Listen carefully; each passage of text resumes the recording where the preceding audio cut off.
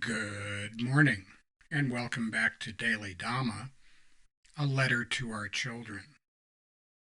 Today is September 30th, and our reading is The Imperial Impulse.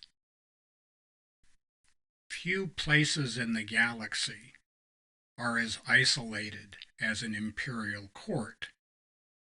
Today, navel-gazing sycophants scramble to control access to the emperor, just as they did in ancient times.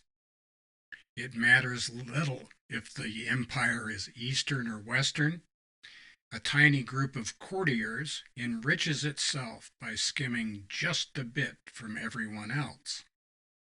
The world has always been this way. Meditation is one way we can refrain from placing our happiness in the hands of the king in yellow. Meditation is not pie in the sky when we die mumbo jumbo. It works right now in the real world. It doesn't change other people, but it changes us.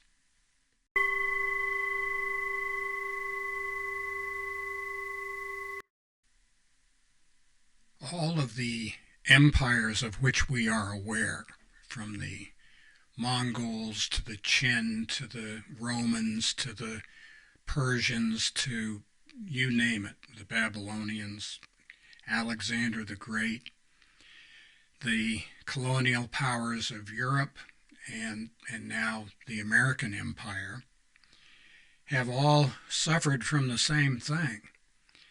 Eventually, people who are smarmy enough to be around the emperor figure out that if they take just a little bit from each person that comes in the door, they'll end up with a big stack of jack, and pretty quickly too. And I guess the greed, the pride, the hubris, the lust for power is just irresistible. We wouldn't know about that around here. I guess it's easy to be humble if you don't have anything. I think it was Winston Churchill who said about Attlee, he was a humble man with much to be humble about. I resemble that remark.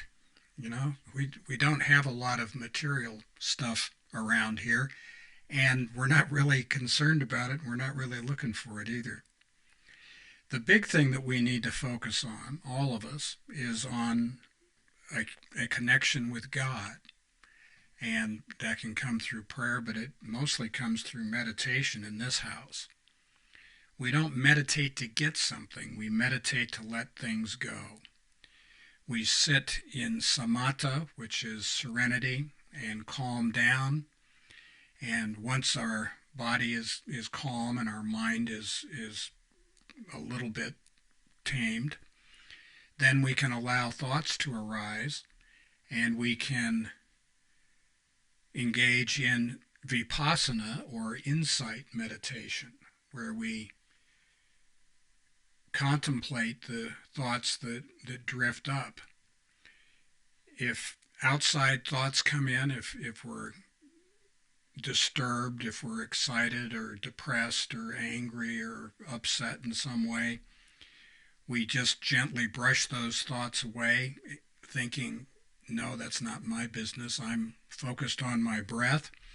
We calm down again, and then we can allow ourselves to contemplate again. If we calm our mind and tame our heart, wisdom will arise. Have no idea where it comes from, but it comes from someplace.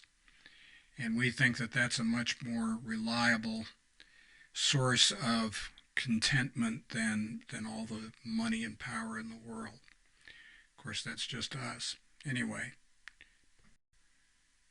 whatever empire you might happen to be living in, we highly recommend learning how to meditate. It'll give you something to do. And happy trails to you until we meet again.